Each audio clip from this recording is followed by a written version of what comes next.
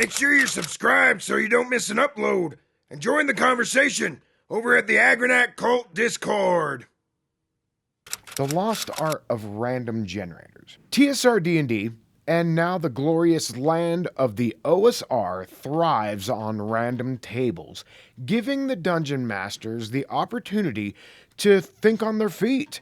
I know there are those meticulous DMs out there that roll up all possible encounters before a session. Not me, nor I think the vast majority of random table users that are out there. This to me is part of the fun of being a DM. That is discovering what is happening along with the players. There's no better thrill when it comes together and happens at the table. And it happens a lot. Just last night, my party encountered an ancient primordial goddess of dreams. After that encounter, the party got lost in an overgrown forest, much like that of Mirkwood in The Hobbit. They got turned around and lost for 13 days. Then, using some of the awesome random tables in this OSR book called Into the Weird and Wild, this same character is afflicted by the Call of the Wild by sustaining 4 levels of fatigue, and they gain this randomly generated result. The random result that we had rolled was number 31, which is Dreamseek. At least once a month, you are visited by a terrifying, vivid dream that reveals the location of a demigod. And this perfectly played into what had happened earlier by encountering this primordial goddess of dreams. This was not planned, and it fit in perfectly with what was going on. If I had rolled randomly up front before the session, I more than likely would have not gotten this. Without getting too weird here, I really think that this is because of the energy of the table and the people assembled.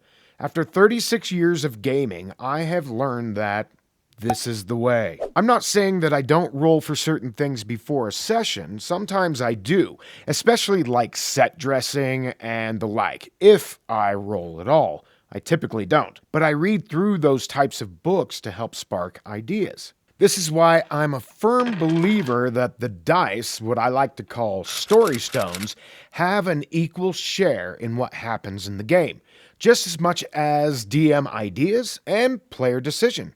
Together, it tells a story you could never, ever write yourself. A lot of random generators for TSR D&D were in the form of encounter tables, and even random magic item tables. As our 5e players are trying to place level-appropriate monsters in their player's path, TSR D&D encouraged you to make up your own tables, where you roll a d8 and a d12 for a result. In the Rules Cyclopedia, it's a d20 roll, so it's very random, and then there's also a percentile sort of table as well.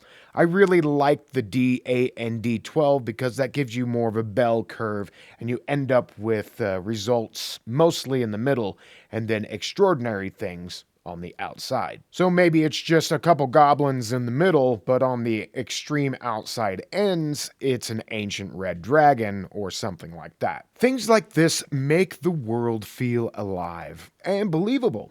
If there is a red dragon in the world, why wouldn't your first level party encounter it?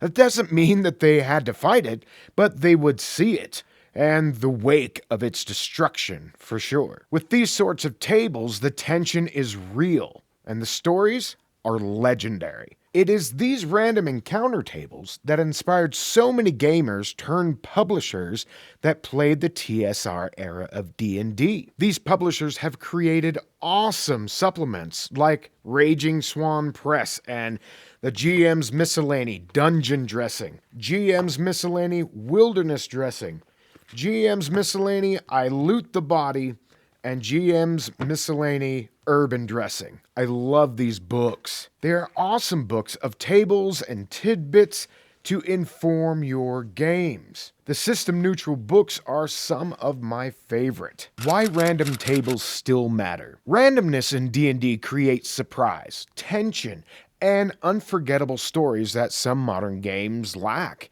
Embracing these tables today can supercharge your campaign. I get it, so you're scared to roll up an adventure on the fly. There is a learning curve to make your game still flow while rolling things up to not feel like your game is stifled. Even I get it wrong sometimes. Why not roll up a random adventure before your session using an amazing OSR book like the Tome of Adventure Design that is chocked full of amazing tables to have you generating adventures for years, or even using tables in a game like Shadowdark, Grit Fantasy RPG, or my personal favorite, Murkbori. I love the dark tables in this. I try not to use the same tables or even supplements for too long, as that can end up generating results with the same sort of feel to them.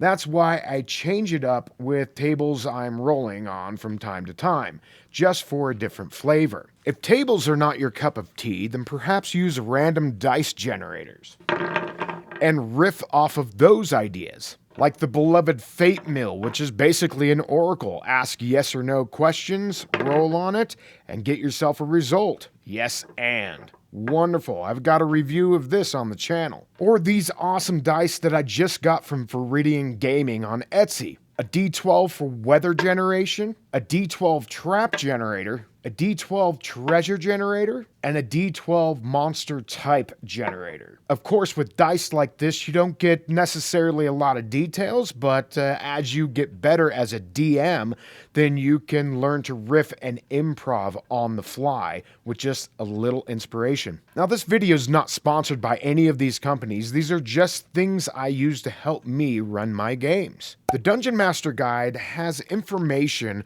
on how to create these random encounter tables. I think using random generators is a guarantee as a DM that you won't keep rehashing the same scenarios and games when you DM. If I had to rely on myself and my own brain all the time, I would tend to fall back on the same encounters, environments, tropes, and plot elements, and it would not only become boring for my players, but also for myself as a DM. Now, I do keep a guideline with some of these things, such as if the party is in a forest, I'm not going to put jungle creatures in there. However, I use gods and demons in my game, so I could definitely have those creatures in my forest encounters.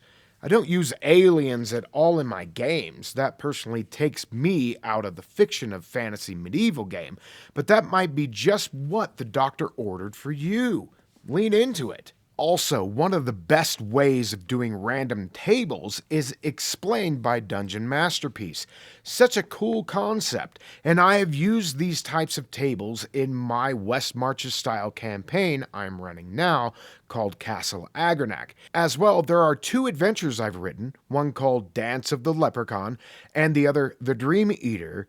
You can check those out at Drive-Thru RPG that use these same sort of encounter tables. To sum up the method, you have the encounter, the behavior, and the complication.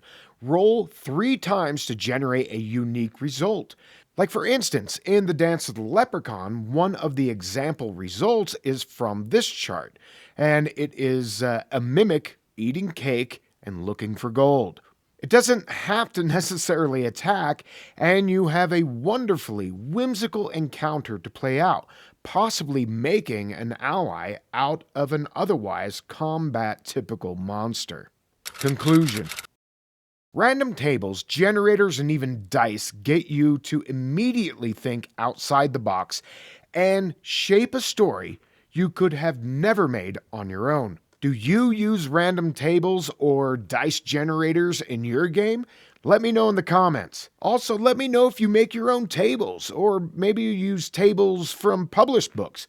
What are some of your favorites? I'd love to hear about it. All right, everyone, thanks for stopping by Agranak Studios today, and we'll see you on the next one. Later. This video was brought to you by the generous support of our patrons. Consider becoming a patron so you can help us make more content like this. Or get yourself a t-shirt below. Later. Alright, do this and do that and do this and do that. And watch this video.